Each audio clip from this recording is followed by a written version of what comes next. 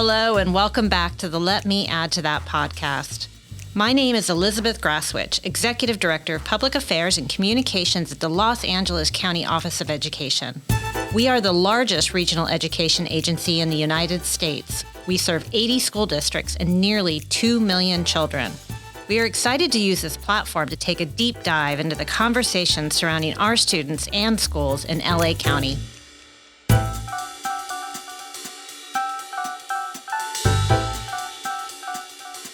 Welcome back to Season 2 of Let Me Add to That. We are officially in February, where this month we will focus on celebrating the countless contributions of Black and African American leaders, visionaries, and activists.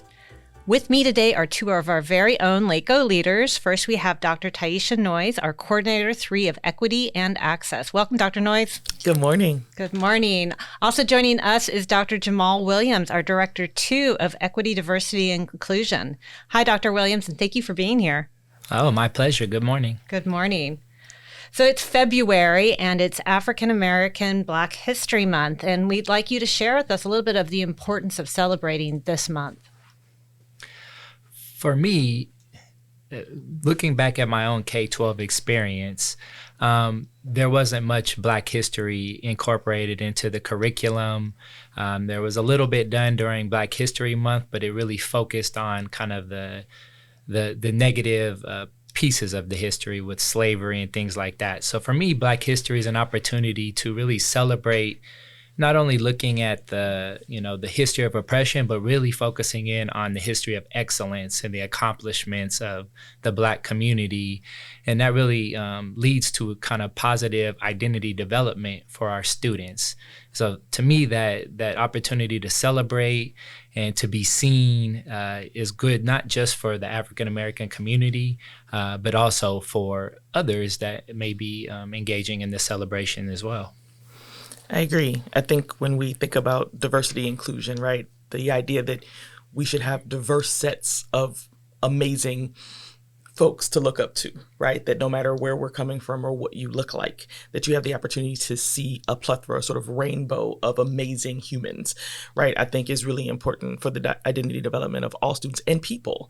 I think we don't stop growing, right? I don't think that those exposures are less important, actually, as adults, especially as educators. I don't think they're less important as we get older. I think sometimes they might be more important. And this month offers a point in time, but certainly that's important year-round for us to all engage in. You know, one of the things that I think there's always confusion about is terminology. And so I'm hoping that you can kind of help educate our listeners a little bit about the different terminologies used. There's Black History Month, and there's also you hear African American History Month. Can you share a little bit about that? I can, and I'm going to start with a funny story, because when I first started reading these questions, I walked into his office and I said, the first thing I want to cut is question number 2. Right? This is why I love working with him, because he doesn't tell me no. He just goes, well, consider this. And I think for me, like in my family, in my household, in my growing up, right, I consider myself Black. I don't know that I was air quotes African American until college, at least, right? And so Black history was important to my family, being Black, right? And that was the terminology that we used. I hear African American history more often in academic or educational spaces, right, than I do in my community, if you will. But he made me think about how important it is to be specific, right? And sometimes specificity also adds inclusion, right? The truth of the matter is that Black history is universal in that there are Black people on every continent on the planet, right? Like there is a version of Black history everywhere, right? And I think that terminology invites every person who is connected to Black history from any continent, no matter how they landed here, into the conversation. And I think African American history gives the specificity of people in Black skin, right, who originated or were brought to this country and have contributed to its history, you know, in the last 400 or 500 years, right?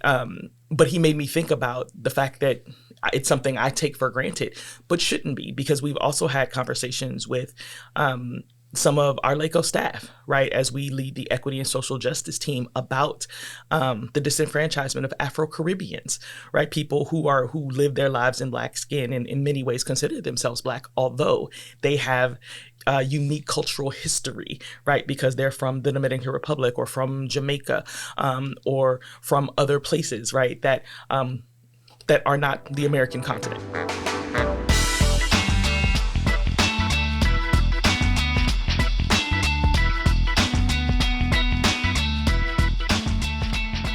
Yeah, and as we said before, I mean, this month is such a great opportunity to engage in those conversations. And so, we are going to be doing so in our schools and, curious on your thoughts about, what schools can do to promote African American or Black history during this month, but also throughout the year. It's important throughout the year to be talking about it. Oh, well, I think what's important, you hit on it right there. We should be talking about it throughout the year. Black history is American history. And I feel like when it's othering a certain group when you just talk about it as Black history and not as American history. So really looking for ways that it is incorporated in the curriculum, TK through 12, right? This is, it's important that we now have this ethnic studies requirement, but that is the bare minimum, right? That's asking you to do one semester of, and it's not just Black history, it's the history of all people of color, the four main groups that ethnic studies calls out specifically. But if you just do that for one semester in somebody's high school career, then they go through 12, 13 years without that, that is really missing the mark. So I think it's important legislation, but we have to keep in mind the importance for the identity development of our Black boys and girls, but also the boys and girls from the different ethnicities that need to have their history also, taught throughout the K-12 experience. I would agree with that wholeheartedly. And if I can add, I think one of the really important concepts, right, that is raised by the idea of ethnic studies and was raised during our last ethnic studies event with Dr. Quo was the idea of the intersectionality of history. I don't know if it's an Americocentric kind of idea. We talk about history in silos as if people were not in the country at the same time. We talk about Black history as if it's separate from Latinx or Hispanic history. But the truth of the matter is that it's not. We talk about indigenous history separate from Latinx history, when the truth of the matter is that in some cases we're talking about the exact same groups of people before and after a war, right? And so when I was a middle school principal, I had the opportunity, right, to make some decisions. And I remember specifically during Black History Month looking across the diaspora. And so bringing in Afro-Latino dancers when I brought capoeira, right, and bringing all those pieces together to give kids an opportunity to see themselves in one another, right? I can see myself, I can see you, and I can see us. And I think when we as educators can see it that way, one, I think we teach it better, but also I think we better prepare our kids for the world that they live in.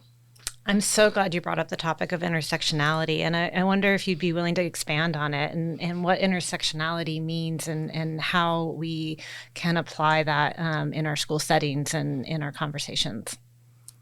Oh man, Dr. Williams. Okay. So intersectionality just being the idea, none of us are any one thing, right? So not only are white people or Black people or Latinx and Hispanic people not a monolith, even within the group, we're not a monolith, right? So Black men are not all the same, Black women, right? Nobody's all the same. You could bring a bunch of women that identify racially the same, but come from different socioeconomic classes, different gender identities, different gender expressions, right? All of those uniquenesses create unique experiences, right? We can't paint any group of people who share one characteristic with a broad brush and assume that all of their identities match or that they've been experienced by other people in the same way. I remember the first time I heard the idea that race is co-constructed, it's socially constructed, right? Like literally, I think steam came out of my ears. I was like, wait, what? But it was the idea that I can feel one way or think of myself one way on the inside, but what the world sees, whatever their ideas are about what they see when they see me, plays into how I'm treated, how I'm handled, how I'm spoken to, whether or not I get the job, all of those different things, right? And so add to that the idea there's how I feel on the inside, there's how you see me, there is how I express gender, your idea of gender, or in all of those different things. And it's the beauty of humanity. It's also the complexity, right, of diversity and inclusion. Yeah, I think I would add to it. It's really, I think Kimberly Crenshaw, when she, developed this term was really looking at how certain identities that we possess that may have oppression associated with them. So being African American, then also being a woman, right? That intersectionality is important to consider. And in the school system, when we're looking at our data, we need to consider that intersectionality. You may look at your AP classrooms and say, okay, we have enough Black students in our AP classes, we're good. But if you look at the intersectionality there, maybe you don't have enough Black women, or maybe you don't have enough English learners. You have enough Hispanic or Latino, Latinx students in there, but you're missing that English learner dynamic, right? And so we want to consider all the aspects of people's identity, to Dr. Noise's point, when we're looking at striving for equity. Well, thank you for that, because I think it's a term that people hear but maybe don't understand. And really, to your point, it's really a beautiful term. There's great beauty in the complexity of each of us, right?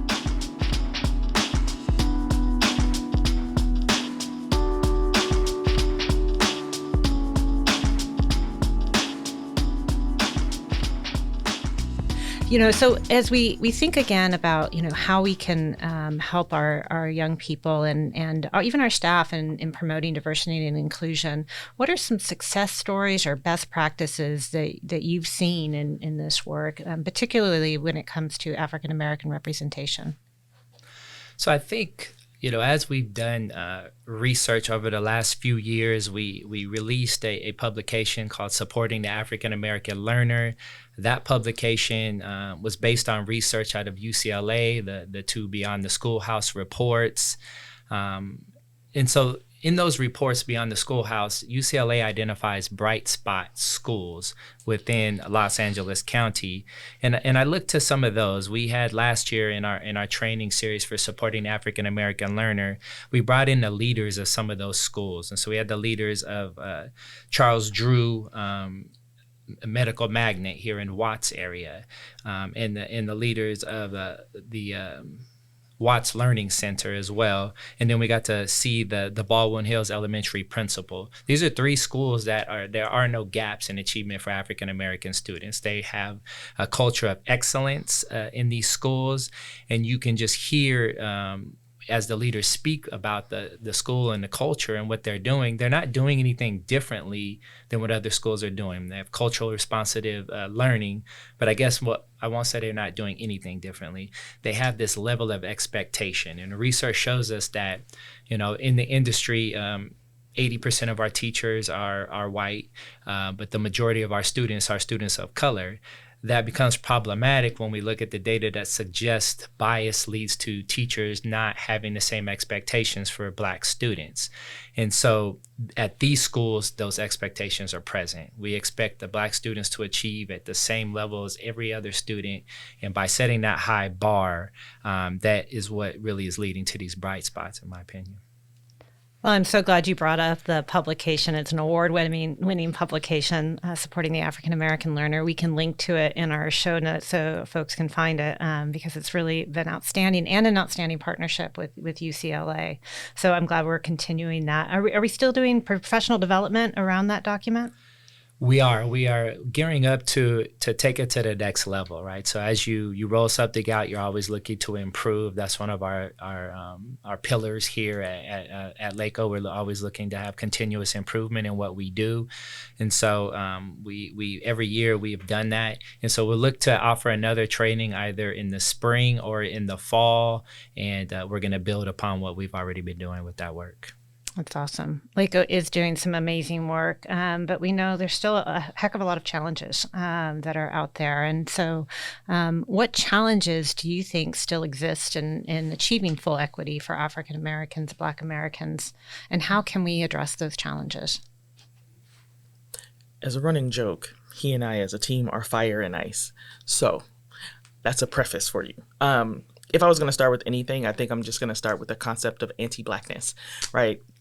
There's racism in general, and then there is a pervasive concept in nations all over the world where colonization has occurred, that Black is equivalent with badness, right? With problems, with issues, with challenge, right? And those ideas are deep-seated, even among groups that do not necessarily consider themselves Black or are mixed with African blood, right? There's a concept of colorism, right? How close you are to white or how far away you are from Blackness, right, is considered positive.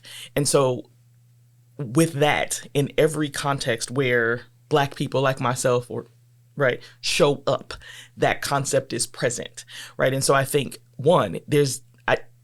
I think the greatest challenge is acknowledging, like, we've got to own, right, that America helped perpetuate some of those ideas. We've got to own that stuff is in our history, because we can't conquer what we will not confront. And one of the other reasons I think it's important is I struggle, and this is just this is honesty as an educator. I struggle with the idea that we talk about anti-Blackness separate from anti-Semitism, right? What happened to Jews during the Holocaust is not a whole lot different than what happened to Africans during the slave trade, except there were 12 million Africans stolen, dispersed across the world, lives and families broken, right? Harmed, murdered, all of that. And so I think in the long run, what I would like to see is us to be able to speak with parity about both groups, understanding there is common history there, common struggle, common pain, because I think when we're able to make those kinds of connections, it allows us to see past the anti into what is. But I think, right, anti-Semitism, the term alone comes with protection. There is an automatic rise, right, in us as a people. No, never again. I would like to see America get to the point that that's true about Black people, like it is for our Jewish brothers and sisters, right? I think our children deserve that kind of protection. I think our communities deserve that kind of protection. I think educators, administrators, people at work deserve that kind of protection. And it's obvious to us with the George Floyds of the world, right, with the Ahmaud Arbery's of the world, that we're not there yet. And so when I think about big and major, it begins there, right? Addressing the bias that exists and being willing to actively dismantle the thinking associated with it so that people can see each other, right? And see one another's humanity and then value it, right? And then celebrate it. Yeah, I'd like to add to that. You hit it right there, seeing the humanity, because I think that the core, the barrier that is preventing African Americans from advancing is this deficit mindset that comes with othering. Same thing with anti-Semitism. When you put somebody as an other, that is going to set up for discrimination. I think you and I both saw a video recently of doing the study with the blue eyes, green eyes, right? And back in the 50s, and we saw in that study that just by telling elementary third grade students that people with brown eyes were better or people with green eyes were better, that automatically set them up to perform either to the high expectation or to the low expectation in both cases, just by an artificial othering of brown eyes or blue eyes. And I think that's what has happened.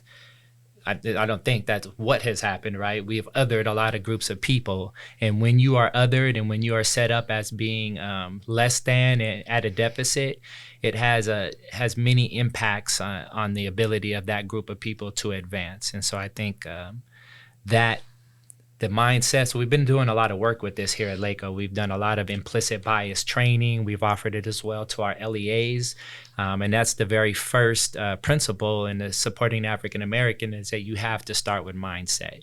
You have to really start to interrogate your own privilege, your own identity, and understand the biases you hold, because we all hold them. Every single person, as Dr. Marks says, if you live in society and you have a brain, then you have biases. And the way that we're going to really improve outcomes is that, in conjunction with policy, because you also have to go after policy and change policies, but you have to attack mindset as well.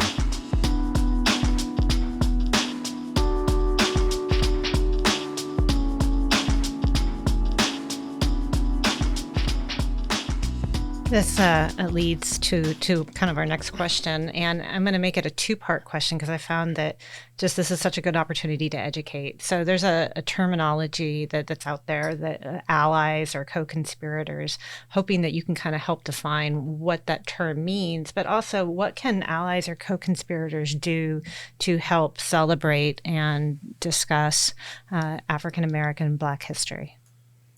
this is one of the things I love about education is just evolving thinking, right? I love the term ally, right? Like friendship, right? We are in this together. I think in the evolving term, accomplice versus co-conspirator, right? Allies and accomplices. An accomplice, in a situation, right? Obviously, it comes from like a legal conversation, right? An accomplice is somebody who helped you commit the crime, right? Helped you get the job done, right? But a co-conspirator is somebody who helped you plan for it. Probably somebody who's got an inside or an insight, some weight, right?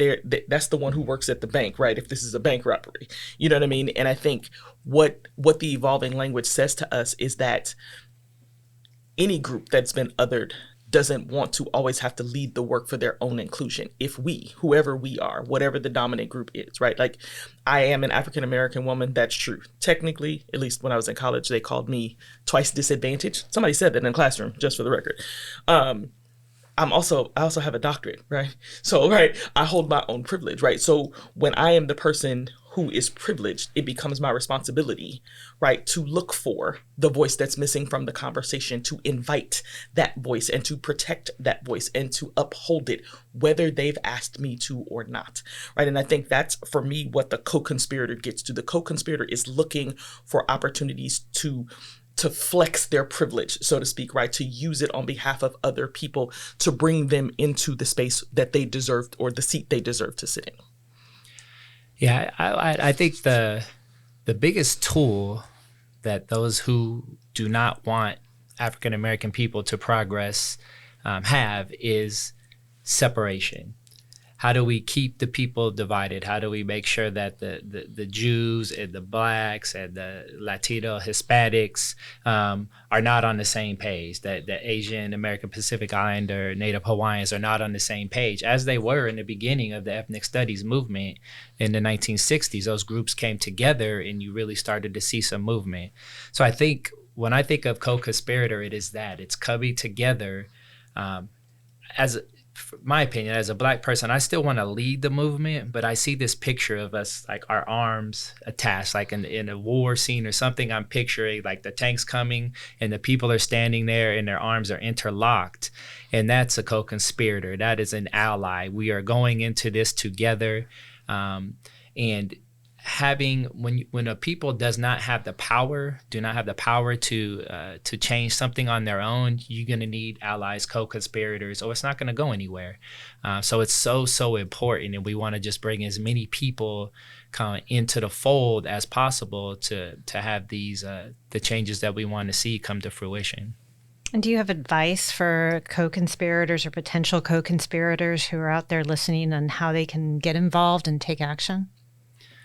Yeah, I would say the first step is to, talk to the people that you want to be an ally with or a co-conspirator with, and listen to them and really start to understand what they're trying to do and learn and see how you can get involved and be a supporter. So don't make assumptions, really, connect with, if you're at a school and there's an equity group or there's a BSU or whatever there may be in your local context, look and see how you can get involved and take a learning stance and really a listening stance would be my advice. I think my advice would be know that equity work is risky and it's uncomfortable. I feel privileged to work in the EDI unit right now. I have the opportunity to sit under the leadership of one of the most courageous chiefs I've met so far. I've seen leadership go up that high, and then when you bring the issue, things get quiet. But I feel privileged that we've been able to bring things to her attention and watch her stand up in front of her peers, eyeball to eyeball, and say, listen, we need to address this. We need to deal with this. We need to do this. We've got work we need to do. And then to jump in feet first. She shows up at meetings. She shows up at events. Like, she puts her weight and her voice behind. And I think when I think about the executives and the leaders, right, who don't necessarily look like or are not representatives of the groups that they need to create inclusion for, it's risky and it's uncomfortable. Be prepared that it's risky and uncomfortable. But great things happen when we get past the risk and the discomfort. It's beautiful advice and encouragement for folks to get involved and to do something.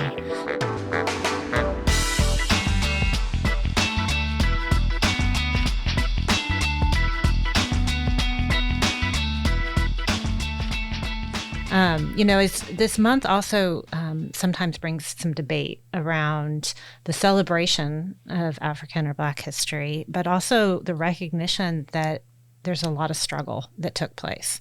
Can you speak to that discrepancy and how we can navigate it? I think that it's like there are two sides to this coin, right? Because on some level, you want truth and reconciliation. And there are a lot of areas in society, places you can go where they're denying the existence of racism, of oppression, and really it feels like victim blaming. It's Black people's fault that they are not where they would like to be. And so I think you have to balance telling the truth about, what has led to our current circumstances with the resilience and the success that has come along the way and the great things that are happening. Because I circle back to that kind of positive identity development. And it's really necessary for us to kind of get self-actualization as humans. We need to have the confidence and the belief in ourselves. And so I think that during Black History Month, it's incumbent on us to not only look at the negative, but to really take an asset-based approach to the celebration and really make it a celebration. LACOE has done so much work, and we talked a little bit about the supporting African American learners, but there's so much more that we've done. Can you share a little bit about what we've done to incorporate the celebration of Black History Month into our diversity and inclusion initiatives, or any specific projects that we're doing around this work? So I know that, LACOE, we are our own LEA. And so with that, our own, we have an LCAP, and in that LCAP, we have plans and we have money behind those plans to support African American learners in the inclusion efforts at our schools that we operate. We are leading Michelle Herczog, our coordinator 3 of history and social sciences, has put together a wonderful tool with regards to implementing ethnic studies. And so we're leading in that space. And so I think these are things that you start to implement year round. And so that it doesn't just become a once a year thing, but it's embedded in what you do. It's in your LCAP. That means it's in your plan. That means there's accountability. And there's a lot of other things that we as an organization do, but I'll pass it over to Dr. Noise to talk a little here. He can see me jumping out of my seat about a new opportunity that we've been provided with. Fun story. My second week at LACOE, I had the opportunity to fill in for somebody who was unable to be at the Early Learning Institute for Leaders, and to have the conversation about equity. The CDE has a new publication out that came out right after our Supporting the African American Learners publication, called Creating Equitable Learning Environments for Young Boys of Color. And so I had the opportunity to present on that information, and following that, we were asked to facilitate a book study with Head Start and Early Learning, focused on that publication to raise awareness around the fact that suspensions and expulsions for early learning for little boys of color is 3 or 4 times as high in early learning as it is K-12. Wow. And so we're seeing the disenfranchisement of Black and brown boys specifically, and other boys of color, other groups of color, super early.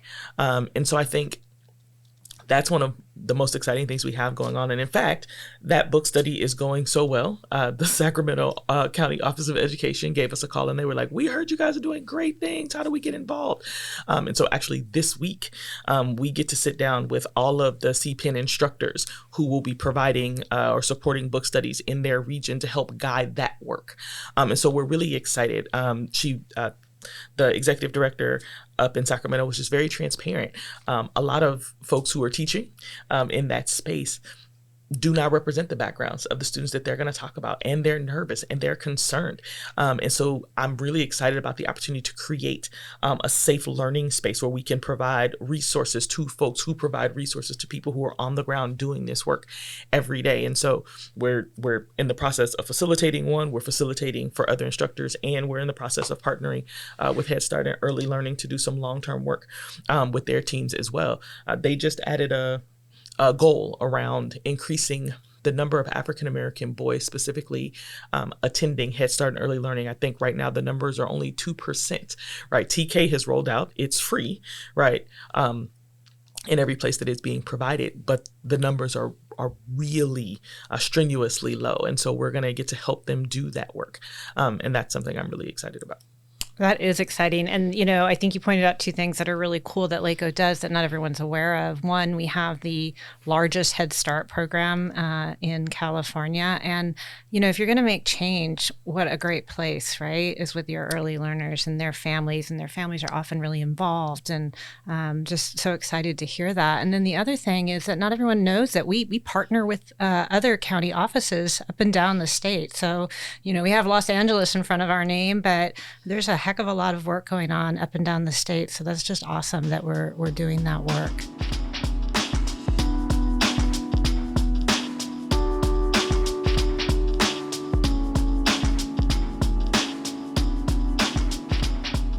I want to close with kind of a call to action for folks. This is a month. We've talked about this kind of throughout the conversation, that it is one point in time. But, people can take action throughout the year. And so what are some things that people can do that would support learning about African American Black history and supporting the work that you all do? So I keep harping on the LCAP, and that is the Local Control and Accountability Plan that all districts need to complete. And that plan comes with accountability. So if you're serious about, teaching Black history, which is important to the identity development of Black students and will support their learning and their achievement, we need to put it in our plan. We need to write it down somewhere. We need to be held accountable for it. And so I think that's a first step, putting that into your local control accountability plan as a way to support that student group. We also, we start Black History Month. We have several events coming up. But then throughout the year, again, we have the book clubs for African American boys that is kind of almost a way for people to enter into the conversation about how, what the needs are, what the problem is, and how we can support this group. We offered, again, the support in the African American Learner publication trading for free. We talked about the early childhood education student initiative. We offer implicit bias training because, again, the mindsets, that low expectations for students is one of the main issues it's the first issue you have to tackle because nothing else matters if you're doing culturally responsive teaching or social emotional learning or any of these other things. If you don't believe in the students in front of you, none of that matters. So you have to start with that mindset and develop an asset-based mindset. So those are some of the things I would say districts can do to start.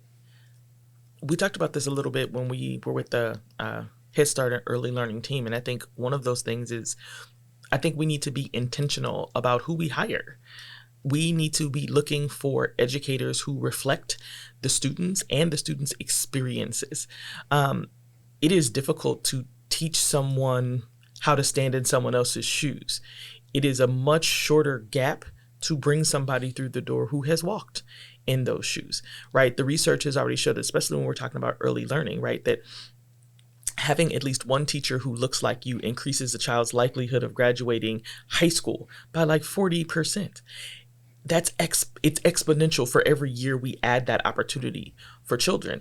There's a study that nobody ever really talks about, probably because Chetty is an economist, right? But they came out of Harvard back in 2018. And he did it from an economic standpoint. But at the end of the day, he basically said this: if you start two children in the same place, if you took a little Black boy and a little white boy and started them in the same place, parents with the same kind of education, grow up in the same neighborhood, all of the same exposures, that 99% of the time, Black boys come out significantly further behind, right? In a system that we swear is equal, right? And he said in the 1% of the time that they come out in the same place, two things are true. One, father presence in the community. So even if it's not in the home, in the community, access to fathers around them, right? Mentorship, right? In those relationships. And two, a reduction in racial bias, right? I would like to say it's not rocket science, but apparently it is. But I think the components, right, are pretty simple, right? We've got to give children they've got to have windows and they've got to have mirrors, right? They've got to be able to see what is possible for themselves. And the easiest way to do that for young people is to bring people who look like them and have successfully navigated the world and its systems into the room, into the building, into the classroom, into the team, into whatever it is where we are supporting those children. And then peers need to be comfortable learning from and leaning on the wisdom of others about who they are. Nobody is a greater expert in being a Black woman who grew up in South Central Los Angeles than I am, because I'm a Black woman who grew up in South Central Los Angeles, right? So rather than just looking for books, because I'm all for that, right? We need to integrate workplaces, especially where education is concerned, so that staff look like students and so that everybody there has the opportunity to learn about one another so we can further humanize each other, build the empathy that's necessary to reduce bias at its core. And if I could add to that, to your point with the Chetty study, it doesn't have to be a father that was in the home. It doesn't have to necessarily be a teacher in the classroom. You talked about bringing in community members. You know, when I was a principal at a high school in Watts, and Dr. Noise was an administrator on that campus as well, we brought in people from the community. So we also had, you know, we hired Black and brown teachers, but we brought in people from the community, nonprofits that would meet with our boys during advisory 3 hours a week. And these are Black men that are rocket scientists, businessmen, that former Black Panthers that really developed these relationships with these boys. And the data really was, you know, you can't argue with it. It really had an impact on the outcomes for these students. So there is a challenge sometimes if you don't have a pool of educators yet, we're working on that, that you can hire from. There are lots of community organizations and people out there that you can bring in to show some of these windows that Dr. Noise was talking about so that the kids can see what's possible. And I think it's my turn to let me add to that, which is, you know, when I asked the question, I said the work that you all do, but it really is the work that we all do, right? So it's, you know, making sure that you're being intentional with your words. And there's a lot that people can do just as individuals, right? There's a lot of books, podcasts, there's all kinds of information that individuals, if they just don't know where to start, but they want to learn, can find. And we do have a web page dedicated to African American Black History Month, where we will post resources. But any other suggestions for just the individual who is just wanting to learn and grow? Well, if you don't like books and podcasts, articles are also nice because they're short and sweet. It's silly, but it's true. TV, right? At this point, Netflix, Amazon Prime, all of them carry film, right? And they sort of uplift, right? Like during a month like February, right? Or during September and October, during, right, Latino Hispanic Heritage Month, right? They uplift film and videos, right, that are written by and written for, right, those audiences.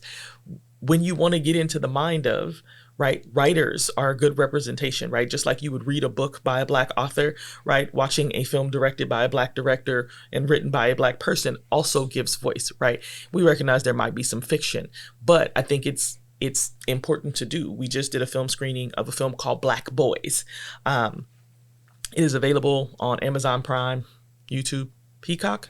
And what was most brilliant about the entire thing is that 95% of the voices that you heard were Black boys and Black men in their own voice, in their own words. And I think when we really want to know, there's nothing better, right? If you can't get them next door and you can't get them at work and you can't have that conversation, and even if you can, to add to, right, your own knowledge, right, it's the constant positive exposure to folks who look different than us. And so for Black History Month, obviously Black people, but I think that's true with all groups.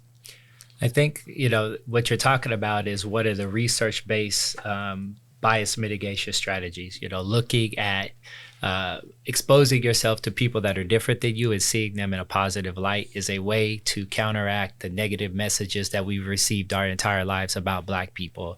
And films like Black Boys are a good way to do that. And so looking for those opportunities, many other films, I know we'll have them up, some of these opportunities up on our website, that you can expose yourself to positive messages that will make it easier for you to start to develop that asset-based lens towards Black individuals. Well, I just want to thank you both for joining us today. Just a wonderful conversation, wonderful insights, and I'm looking forward to sharing these with our community. For more information and resources on African American Black History Month, we encourage you to visit lacoe.edu. That's LACOE.edu. Thank you for joining us today.